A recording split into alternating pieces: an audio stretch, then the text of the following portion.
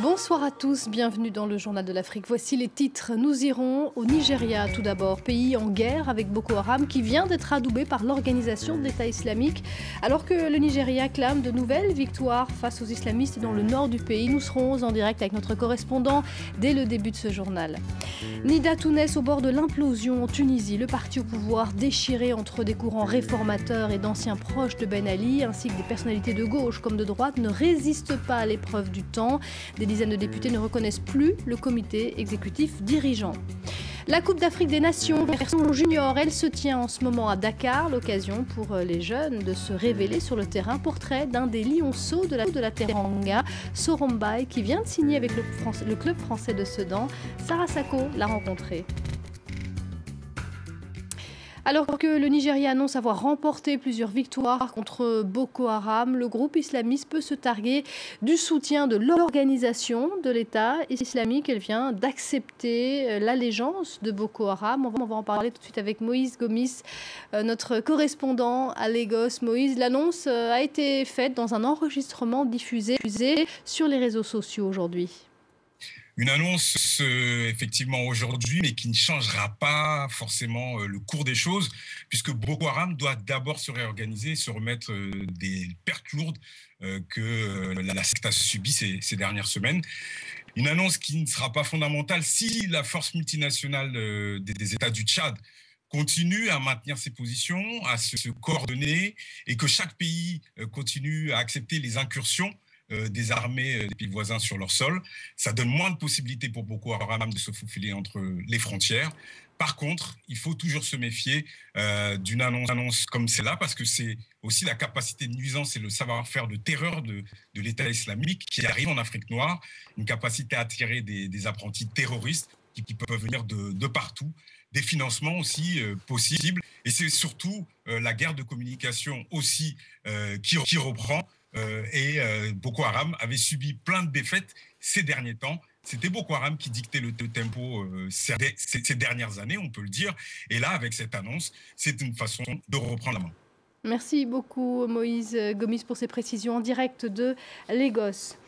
Les concertations ont débuté à Kidal. Les groupes armés du Nord Mali, la dominante Touareg, doivent se prononcer sur l'accord de paix d'Alger, toujours sous la pression de manifestations. Des manifestants qui leur demandent de ne pas paraffer ce texte qui ne soutient pas l'autonomie d'Azawad. Les discussions devraient se poursuivre au moins jusqu'à demain. L'ONU et l'Union africaine une nouvelle fois visées en Somalie. 8 personnes sont mortes dans une attaque suicide des islamistes Shebab qui a visé l'enceinte fortifiée de Baidoa, la grande ville du sud du pays. Parmi les victimes, un soldat éthiopien et les 3 assaillants qui portaient une ceinture d'explosifs. Ils ont tenté de pénétrer dans le complexe qui abrite le siège du gouvernement local, le QG de la force africaine et des bureaux de l'ONU. Le procès de 14 soldats de la garde rapprochée de l'ex-président ivoirien Laurent Gbagbo s'est brièvement ouvert ce jeudi au tribunal militaire d'Abidjan. Mais il a aussitôt été renvoyé à mardi prochain pour des irrégularités de procédure. Les soldats sont poursuivis pour violation de consignes. Il leur est reproché, à l'issue de la présidentielle de 2010, de ne pas avoir déféré à l'ordre donné par le président Ouattara. Rien ne va plus au sein du parti au pouvoir en Tunisie. Nida Tounes, le parti du chef de l'État, est au bord de l'implosion, tiraillé entre vieille garde, réformateurs, personnalités de gauche et de droite ou encore proches du régime de Ben Ali. Il s'effrite depuis l'élection du président issu de ses rangs. Une partie du mouvement ne reconnaît plus le comité exécutif. Le récit de Juliette Lacharnay. Nida Tounes, toujours dans le pays, les divergences ne cessent d'éclater au sein de ce parti hétéroclite. D'un côté, les membres issus du courant réformateur et ceux du comité exécutif, noyau dur du parti. Pour son directeur, il est urgent de résoudre la crise, mais reste ferme sur ses positions.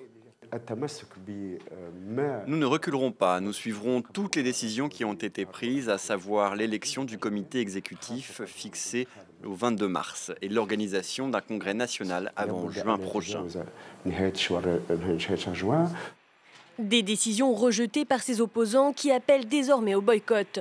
Parmi eux, plusieurs membres du bureau exécutif ainsi que de nombreux députés qui n'hésitent pas à remettre en cause sa légitimité. Notre majorité parlementaire refuse d'être mise sous tutelle. Nous voulons que les choses avancent de manière démocratique et légitime et que nous soyons capables de suivre une ligne claire et définie pour notre parti. Une crise qui s'est intensifiée ces derniers jours, les deux camps s'accusant mutuellement par médias interposés. Situation sociale tendue au Gabon. Cela fait plus d'un mois maintenant que des grèves paralysent plusieurs secteurs. Grèves dans l'éducation nationale, dans les hôpitaux. Les fonctionnaires réclament des revalorisations salariales. Le pays a même récemment été privé d'électricité pendant 48 heures en raison d'une grève à Gabon Télécom. Un mouvement social à forte connotation politique dirigé contre le chef de l'État. 1990, à ce jour, c'est la même situation. On ne peut pas parler l'émergence d'un pays par les informations qui n'ont pas de sens, mais l'émergence ne se décrète pas, ça s'étiquette. On doit dire que ce pays a émergé à travers le développement, tant au niveau de la santé, l'éducation, qu'à la rémunération des travailleurs. Je suis en classe terminale B au lycée Monseigneur Bessieux. On n'a pas cours déjà, ça fait environ, on va dire, 2 semaines. 2 semaines ou 3 semaines au plus. Nous ne sommes pas prêts à reprendre le travail dès lors où le nouveau système n'a pas été vraiment travaillé consensuellement, rien. Après la CAN en Guinée équatoriale, c'est au tour des plus jeunes de montrer leur talent au ballon rond. La Coupe d'Afrique des Nations des moins de 20 ans, la CHAN, se tient en ce moment même à Dakar. L'occasion de découvrir les stars de demain. Pour la première fois depuis 2 décennies, la sélection sénégalaise, les Lionceaux de la Teranga, sont de la partie. Sarah Sako a rencontré l'un des joueurs les plus prometteurs. Regardez. Technique, vivacité et passe décisive. Ce sont les termes qui reviennent le plus souvent quand on parle de Soro Mbaye avec les spécialistes sénégalais du ballon rond. Entre 2 matchs, Soro goûte aussi au bon côté de la vie de champion, tout en rêvant. Il a récemment signé dans un club français, à Sedan, un premier pas vers la carrière internationale qui pourrait changer sa vie. Ouais, ça représente beaucoup de choses. Ça peut m'aider à aider mes parents à refaire leur vie, la mienne aussi. Des fois, tu te sens la pression quand beaucoup de gens comptent sur toi et attendent que tu réussisses. Tu fais tout pour essayer de ne pas les décevoir, quoi. Il est vrai que dans la banlieue de Dakar, dont il est originaire, ils sont nombreux à parier sur la graine de champion. À commencer par sa famille adoptive, qu'il a longtemps soutenue et espère son succès. Pour aider toute sa famille, et tout comme lui, et un autre qui n'a pas de chance comme eux. On espère qu'il va devenir un international et qu'il va nous amener le coupe ici au Sénégal. Dieu est grand. En attendant, Soro et ses coéquipiers tâcheront de remporter leur prochain match samedi et emmener ainsi le Sénégal en demi-finale de cette CHAN 2015. On a appris cette semaine la mort du peintre congolais Pierre Bodo, aux toiles à la fois figuratives, populaires et fantasques. Une exposition est prévue à Paris cet été et ses funérailles seront organisées à Kinshasa. Portrait d'un artiste autodidacte, il avait été exposé dans les plus grandes capitales du monde. Le reportage de Nicolas Germain qui a rencontré l'un de ses plus fervents admirateurs à Paris. André Magnin est un célèbre marchand d'art africain.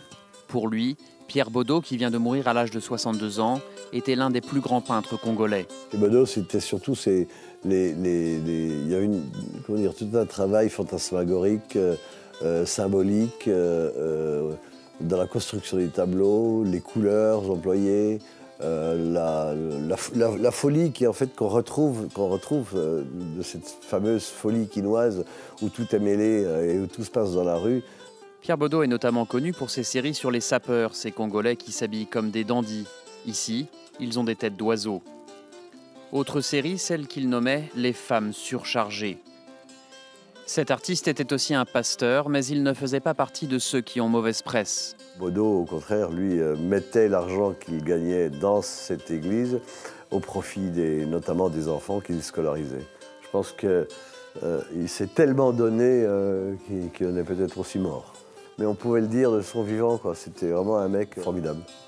Ces toiles coûtent entre 4 000 et 10 000 euros. Certaines seront visibles à la grande exposition sur l'art congolais depuis 1925, qui débutera en juillet à la Fondation Cartier pour l'art contemporain. Et c'est la fin de ce journal de l'Afrique. Restez avec nous. Tout de suite, l'info continue sur France 24.